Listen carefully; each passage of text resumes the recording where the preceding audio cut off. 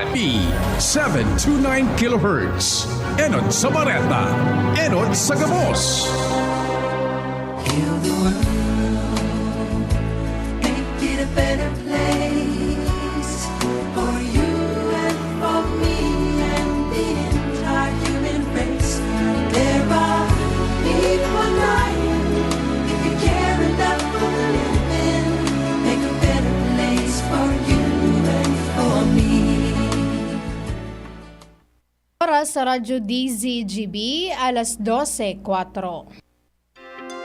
Ipinipresentar kan Radyo DCGB ang kabilugan kan mga baretang kinalap kan pinagsarong puwersa kan News Center asin Mega Force Patrol. DCGB Bareta alas 12. DCGB Bareta alas 12. Mga pinakahuring pangyayari sa Kabikolan, sa nasyon asin ibang parte kan kinaban. Ibabareta na ngunyan. DCGB Bareta alas 12. Ngunyan ang sa inyong tagapagbareta.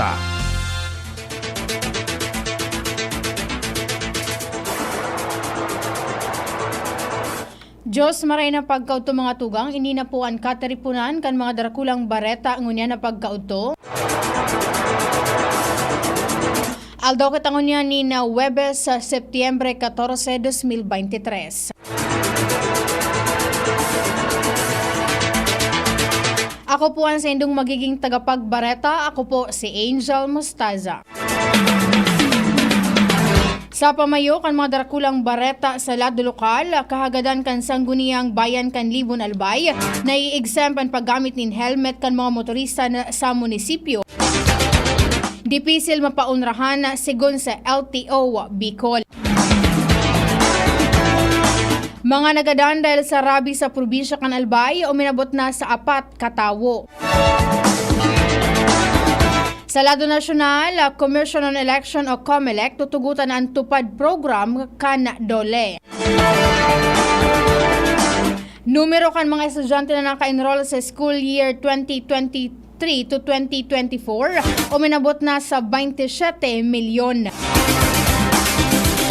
Sa ibang nasyon, Republican Senator Mitt Romney day madalagan sa masunod na eleksyon. Sa lado nin Karawato Sports, ensayo kan Gilas Pilipinas Men's and Women Team bubuksan sa publiko. Sa mga detalyes kan mga bareta, enot sa lado lokal. Ang baretang ini hatod sa Indukan DGP, ang iyong kaibigan sa kalusugan. Dipisil mapaunrahan kan Land Transportation Office Bicol ang kahagadan kan sangguniang bayan kan Libon Albay na i-exempt ang pagsulog nin helmet sa mga motorista na malaog sa munisipyo dahil malinaw ining bayolasyon sa eksistidong ley. Ini ang tinawanin nindoon ni LTO Bicol Regional Director Francisco Ranches Jr. kung sa inang paliwanag na kaipuhan magsunod sa nasabing ley, alagad pa di man na may konsiderar itong paggamit nin half-face helmets para mahiling ang pandokan mga driver asin naman nakasakay digdig. Sinabi ni Ranches na bukas ang sa indang opisina in kaso plano kan lokal na gobyerno kan Libon na makipaghuron sa inda para mapaghuronan kung ano ang mga remedyo asin alternatibong paagi na pwedeng gibuhon digdi. Matatandaan na enot ng hinagad ni Konsyala Edna Sason na tugutan ang siring na sitwasyon matapos ang mga insidente nin pangbabadil gadan na ang mga suspect iyo ang nakamotor asin dahil na mimidbidan dahil ta nakasulog inin full face helmet, nakamask asin nakabonet. Ang baretang ini hatod sa Indukan San Miguel Pale Pilsen, sarap laging kasama. Suminakat na sa 4 katawo ang nagadan dahil sa rabis ngunya na taon 2023 sa probinsya kan Albay. Ini ang pinagkonfirmar ni Albay Provincial Health Office Head Dr. Estela Zenit kung saan kadaklan sa mga biktima ang nakagat nin ayam na dai pa man nababakunahan kontra sa rabis. Sinabi ni Dr. Zenit na may mga insidente na makali sa nagkapirang bulan asin taon bago na mamatean asin nahiling ang sintomas kung naan sarong tawo ang tinamaan kan virus. Dahilan kaini nakikipag-koordinar na ang Albay PHO sa Provincial Veterinary Office para mapakusugman ang anti-rabies vaccination sa mga atama na ayam asin ikot sa mga munisipyo asin syudad sa bilog na probinsya. Ang baretang ini hatod sa Indukan. Para sa liver lovers, Liver Aid Mangiraray, Liver Aid Silimarine Capsule, Liver Aid Sabayan ki proper diet as in exercise oral daw, Liver Aid Silimarine Capsule. Maging liver lover, Liver Aid na. Kinumpirmar ni Albay Provincial Environment and Natural Resources Office Head Tess Atos na nakabot na sa iyang opisina ang surat kan mga residentes kan Purok 1, 2 asin 3 kan Barangay Masarawag kan Ginubatan Albay na nagahagad nin tabang asin aksyon manungod sa pigsasabing quarrying sa sarong bulod sa barangay asin anharani sa pigkukonstruir na dike digdi. Sigun kay Atos, sinugunan niya ang sa iyang mga personahes na bisitahon ang lugar kung sain para magkondukta nin balancing investigasyon manungod sa presensya nin sarong bakho kung inian sa diri kan Department of Public Works and Highways o sa quarry permittee nagakwari asin nagkakaigwan nin embankment asin pigsasakay ang mga o pigkakargaan mga aggregates sa truck. Sinabi ni Atos na oras na matapos ang investigasyon maapod sindan nin technical conference asin iimbitaran ang imbeltong permittee kung sa induman ilalatag ang resulta kan sa indang ginibong investigasyon. Sa ibong kaini sinabi ni Atos na wala pa sindang nare-receiving dokumento hali kay Alkalde Paul Chino Garcia kan Ginubatan manungod sa pigsasabing ordena para papunduhon ang quarry operation kan sarong permittee sa nasabing barangay. Ang baretang ini hatod sa Indukan. Join na sa Genericard Loyalty Program. Punta na sa Generica Drugstore at mag-register for free. See posters and print ads for details. Naresibi na kandi 6,599 na mga indigent senior citizens sa Albay ang sa indang social pension para sa ikaduwang quarter kan 2023. Kaywanan sa mga nagresibi nin pension ang 423 na senior citizen hali sa munisipyo kan Manito, 1,135 sa Daraga, 1,783 sa Kamalig, 512 naman sa Rapu-Rapu, 842 sa Ginubatan, mientras na 132 sa Havillar, 1,312 sa Uwas, 852 sa Libon, 1,030 sa Pulangi, asin 530 sa Piduran.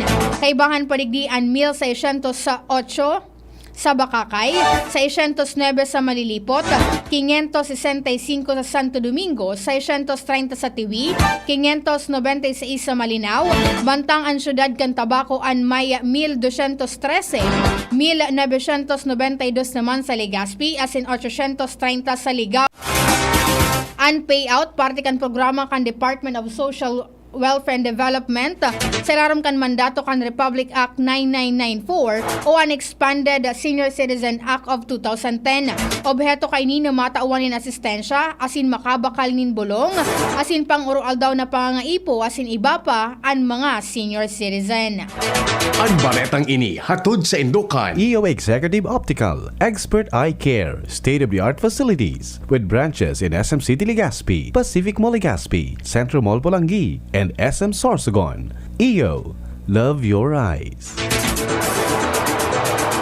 Sulamenteng ang District 3 ang magkakaigwan ng eleksyon para sa District Election kan Albay Electric Cooperative Incorporated sa September 16, 2023. Iniyan pinagkonfirmar ni Aleco Member Services Division Chief Candy Apostol matapos nasarusan ng kandidato naresibinda para magrepresentar sa kan distrito na minasakop sa mga munisipyo kan Bakakay, Santo Domingo asin Malilipot. Dahilan kay ni nabisuhan ni Apostol ang mga botante na magpartisipar o na mapartisipar sa eleksyon na gamiton na ang mga gagamito na voting center sa Malilipot. Iyo ang San Francisco Learning Elementary School sa Barangay San Francisco, Bakakay East Central School sa Bakakay, asin Santo Domingo Central School naman sa Barangay Poblasyon Santo Domingo, Albay. Ipanaliwanag ni Apostol na nagdeklarar nin failure of election ang District Election Committee sa District 6 na may sakop kan Daraga asin Kamalig, kaibanan ng District 7 para sa Ginubatan, Jovellar asin Piduran, asin ang District 9 para sa Pulangi asin Libon. Ipinaramdam ni Apostol na mga kwalipikadong makaboto iyo ang naging miyembro asin konsumidores kan Aleco sagod kan Enero 20, 2023 mantang daiman tutugutan ang pagboto sa paaginin proxy. Kay po na sana magdaranin ID asin iba pang dokumento. Ang bortuhan mapuon alas 8 nin aga sagod alas 3 nin hapon. Uminabot na sa 1,690,963 ang numero kan mga estudyante na naka-enroll sa Bicol Region para sa school year 2023 to 2024 sigon sa Department of Education o DepEd Bicol. Sigon sa Learner Information System Quick Count kan ahensya, sa nasabing numero na sa 1,541,287 ang enrollee sa public school, 146,689 sa private, 2,988 sa state, local universities and colleges, asin 38,654 naman sa Alternative Learning System o ALS.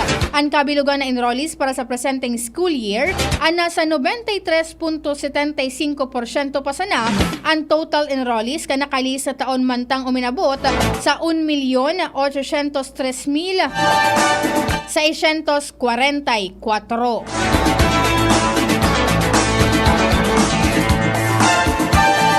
Kabilugan na 467 na mga estudyante ang naging benepisyaryo kan Special Program for Employment of Students o SPES ang nakaresibi na kan sa indang sweldo poon kasuhapon Setyembre 13, 2023. Ang kada estudyante ang nakaresibi nin 11,379 pesos para sa 20 aldaw na pagtrabaho. Ang nasabing programa ang narealisar sa pakikipagtabangan kan Department of Labor and Employment asin gobyerno provincial kan Albay, katuwang ang Albay Provincial Cooperative, Enterprise and Manpower Development Office, asin Public Employment Services Office Albay. Ang Doli Albay ang nagtaunin 40% kan sweldo sa nagkapirang sanggatos na SPES beneficiary hali sa nasabing numero. Sa ultimong detalyes kan barata sa lado lokal, voluntaryong nagsuko ang tulong miyembro kan New People's Army sa mga kapulisan kan Police Regional Office 5 as in Philippine Army kan Setyembre 12, 2023 matapos ang ikinasang magkasiblag na operasyon.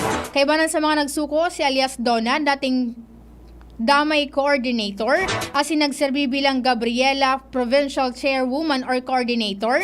Kaibahan si alias June na dating Kadamay Regional Chairman kan RWAC na parehong miyembro kan BRPC.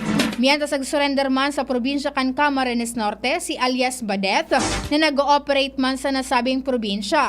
Kaibanan sa iyang pagsuko ang pag-surrender man kan kalibre 38 na wara nin marka asin sarong rifle grenade. Matapos ang sa indang pag-surrender, ipapayaram sila sa debriefing asin magiging benepisyaryo kan Enhanced Comprehensive Local Integration Program o ICLIP kan gobyerno bilang suporta sa indang pagbalik loob. Opera sa tabang pinansyal, matatawan man sindanin libreng skills and livelihood training. Yan mga tuwang ang mga detalyes kan mga bareta sa lado lokal. Masunod ang mga detalyes kan bareta sa lado nasyonal, ibang nasyon, sports asin iba pa, makalis ang nagkapirang paggirumdum. Galaw baka ma-stroke like bike, jog, jump rope. Kinikilala bilang Obesity Prevention Month ang buwan ng Setyembre. Ang Department of Health ay kaisa ng bawat Pilipino sa paglaban sa unhealthy lifestyle. Move more, eat right para sa healthy Pilipinas. Kumain ng sapat, tapat balansay, pinggang Pinoy malami, there you have it. Ang kalusugan ay unahin at mamanahin ng mamamayan ay healthy Pilipinas. Paalala mula sa inyong Department of Health, Bicol, Center for Health Development. Healthy habits gonna go. Coronavirus ba ang hadlang sa pag-aaral ninyo?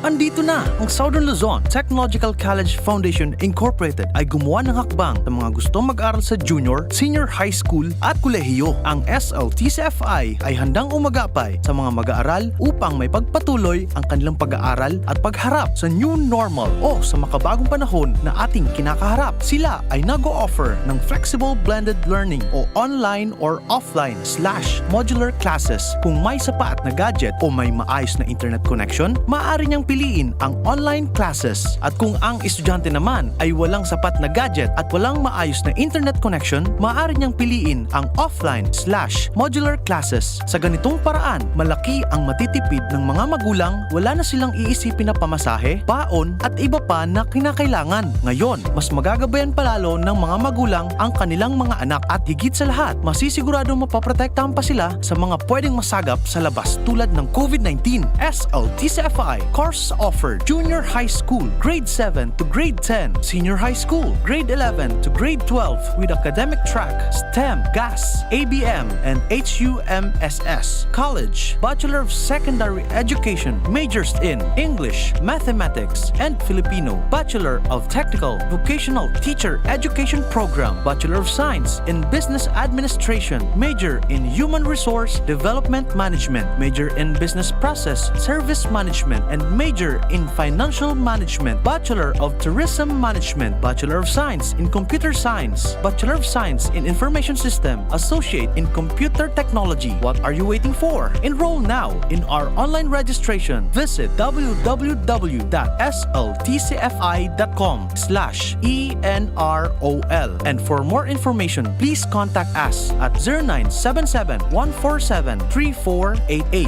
Basta SL, wow! Isa lang aking isinisigaw, Jim's Coffee Mix! pag nasa Luzon, Visayas, Mindanao. Jim's Coffee Mix! Isa lang aking isinisigaw, Jim's Coffee Mix! pag nasa Luzon, Visayas, Mindanao. Jim's Coffee Mix! Gusto ko ang 7-in-1, may spirulina, ganoderma, agaricus mushroom at Korean ginseng. Saka pa, gusto ko 5-in-1, no sucrose added. Take it from me, at okay kay Andrew E. Isa lang aking isinisigaw, Jim's Coffee Mix! pag nasa Luzon, Visayas, Mindanao. Jim's Coffee Mix! Isa lang aking isinisigaw, Jim's Coffee Mix! pag nasa Luzon, Visayas, Mindanao. Jim's Coffee Mix! Ito ang aking plan sa life. Mabibili na rin ang Jim's 7-in-1 Coffee Mix sa Shopee, Lazada at sa mga supermarket, groceries, convenience store at drugstores sa inyong lugar. Inihahandog ng San Miguel Pale Pilsen. Hinahanap niyo raw ako. Coco Martin bilang Batang San Miguel. Ikasan niyo na! Yan! Sa pool! San Miguel Pale Pilsen! Ganito tayo mga batang San Miguel. Pag nagkita-kita, may San Miguel Pale Pilsen. Woko, may nakalimutan ka yata. Pambukas ng bote. Sarap po kasama! San Miguel Pale Pilsen, sarap laging kasama. Drink responsibly. Tara, mag San Miguel Pale Pilsen tayo. Buksan mo dyan. Tatapatan ko dito. Meron yan sa tindahan. Drink responsibly. Tabo, Plemex. Hika, Plemex. Plema, iluwas yan. Plemex Forte Lagundi Capsule Asin Syrup. Gibo sa natural na Lagundi. Plemex. Basta Lagundi. Plemex. Vitex Nagundo L is the generic name of Plemex Forte. If symptoms persist, consult your doctor. Tabo, Plemex. Hika, Plemex. Plema, iluwas yan. Plemex Forte Lagundi Capsule Asin Syrup. Gibo sa natural na Lagundi. Plemex. Basta Lagundi. Plemex. Vitex Nagundo L is the generic name of Plemex Forte. If symptoms persist, consult your doctor.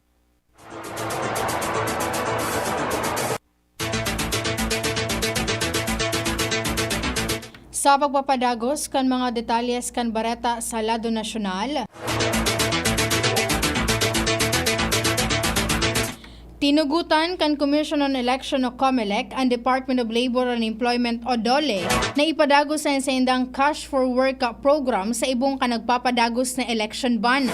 Sinabi ni Commission on Election Chairperson George Erwin Garcia na importante ang nasabing programa kan gobyerno kasi hindi pwedeng ipag-oktaba ang siring na programa kan national government para sa mga nawaranin trabaho. Maygot man na ipinaramdom kan mga kandidato o sa mga kandidato kan barangay election na bawal sindang makisawsaw. Sulamenteng ang mga empleyado kan DOLE ang mamanihar sa programa as hindi man pwede ang mga kandidato. Suminakat na sa sobra 26.7 milyon ang numero kan mga estudyante na naka-enroll para sa school year 2023 to 2024. Inibase sa datos kan Learner Information System Quick Count kang Department of Education o DepEd kun sain nangingenot ang Region 4A na may 3.9 milyon ang nakapag-enroll, sinundan kan Region 3 na may 2.9 milyon as in National Capital Region na may 2.7 milyon. Sobra sa 300,000 ang mga nakapag-enroll sa Alternative Learning System, as in sobra man sa 18,000 ang nakapag-enroll sa Philippine School Overseas. Tiwala naman ang DepEd na maaabot ang target ninda na 28.9 milyon na numero kan mga enrollees ngunyan na taon. Dinipensahan ni Defense Secretary Gilbert Chodoro Jr. ang alokasyon kan confidential funds sa mga civilian agency, as in sinabing pigagamit ini para makortar ang posibleng internal threats sa nasyon. Kasimbagan ini ni Chodoro kan haputon ni Senador Risa Ontiveros sa pagtagaman in pundo o confidential fund sa mga civilian agency. Tinawanin doon ni Chodoro na kaipuhan man ng intelligence as in confidential fund kan man iba-ibang ahensya para mabantayan as in makortar ini. Apera kayan sinabi kan opisyal na pigagamit ang confidential fund para sa mga anti-criminality campaign kan mga ahensya kan gobyerno. Nanindugan man si Hontiveros na dapat tawanin mas dakulang confidential fund ang civilian agencies na may mandato sa seguridad as in depensa arog kan DND. Pigakarkulong na sa 350 sa good 400 na mga Pinoy ang posibleng naapektaran kang magnitude 6.8 na linog na tuminama sa Morocco. Sigon kay Department of Migrant Workers Officer in charge sa Hans Kakdak, nakadaklan kan mga Pinoy ang nasa Marrakesh kung saan tuminama ang nasabing linog. Ang linog tuminama sa Central Part kan Morocco o sa sur na parte kan Casablanca asin Rabat kung saan yaon ang kadaklan kan mga Pilipino. Enot nang sinabi kan Philippine Embassy sa Morocco na daing nakulugan o nagadan na Pinoy sa nasabing linog.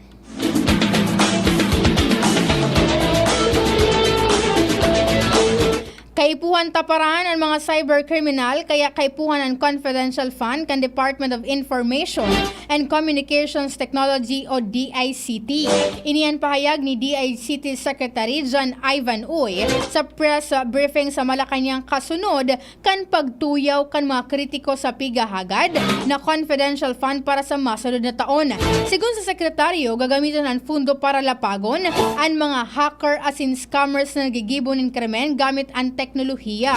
Importante sigun sa iya ang confidential fund para makapagkondukta ng intelligence as in investigation kontra sa mga cyber criminal.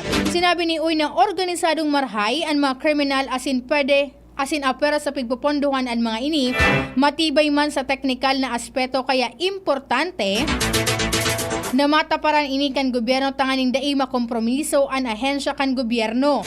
Sinabi ni Uy na wala sindang confidential fund kana kaaging taon kaya ginamit iyo ang fundo gikan sa nakalihis na administrasyon.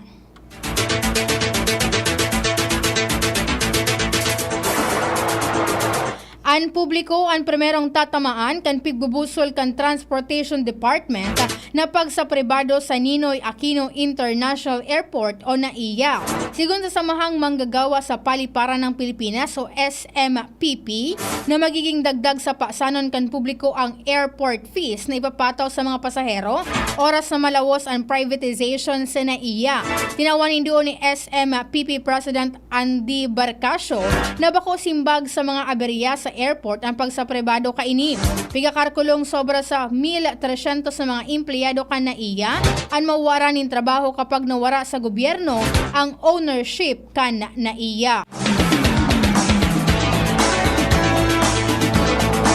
Bareta sa ibang nasyon, dai na madalagan sa masunod na eleksyon si Utah Republican Senator Mitt Romney. Nangapunan ininin bagong henerasyon nin mga lider. Kasabay kan pag-anunsyo kan sa iyang pag-atras sa politika ang pagbatikos kina US President Joe Biden as in ex-President Donald Trump na maigot na magkalaban sa 2024 election. Ang sa iyang pag-atras ang paggawara naman kan midbid na boses hali sa Senado. Si Romney ang naging 2012 Republican nominee na maging presidente kan US. Kan 2020 kan sinentensyahan ni Romney sa Senado si Trump bilang guilty sa pang-aabuso sa iyang pwesto.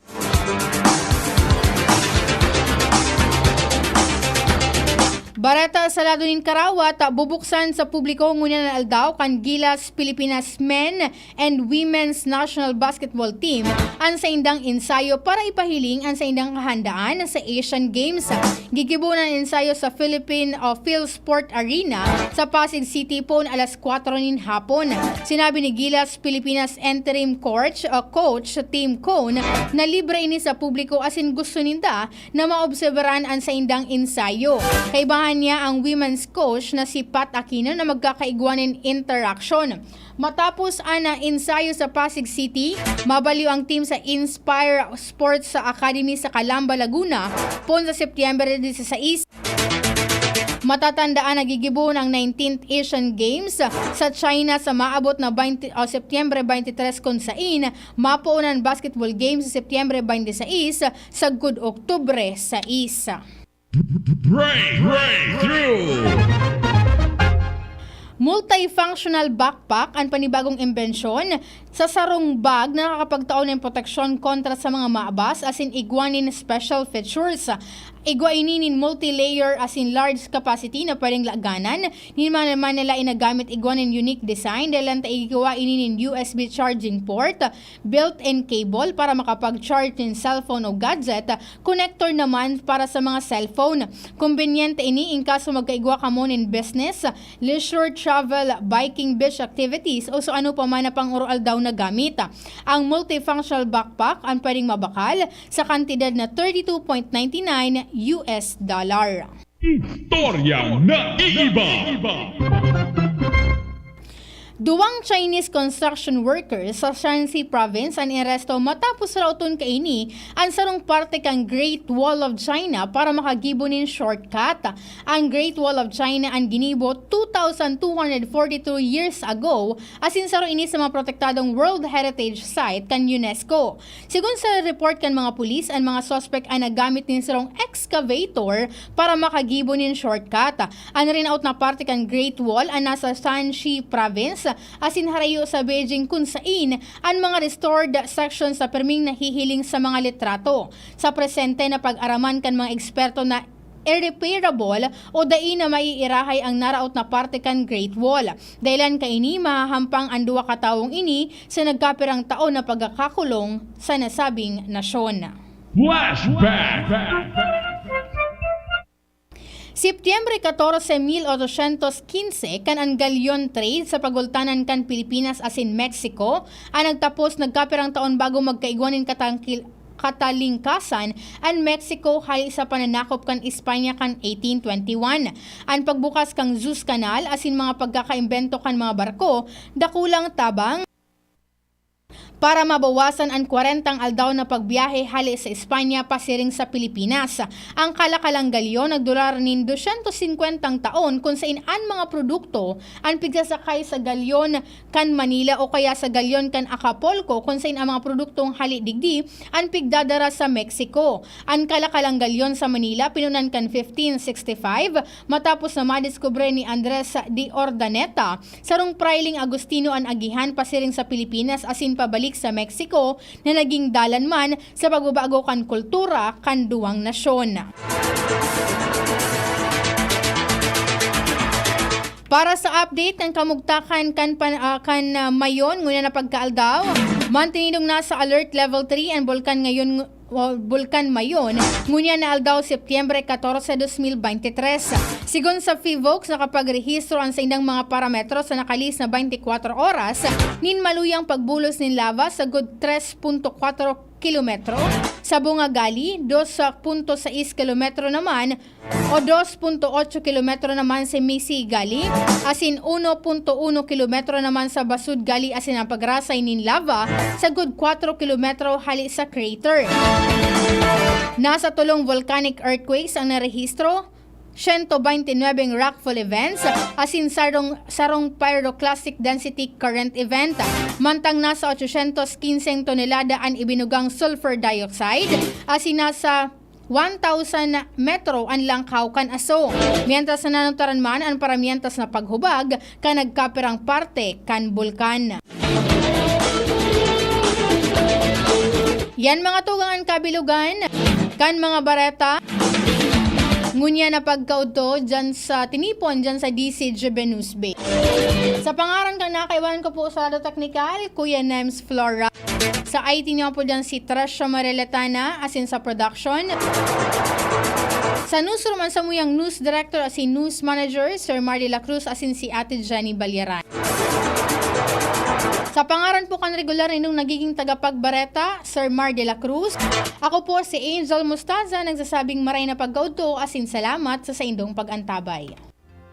Sa indong nadangog ang mga darakulang bareta ngunyan na aldaw. Ang tabayan ng giraray sa aga, ang sarupang edisyon kan DCGB Bareta.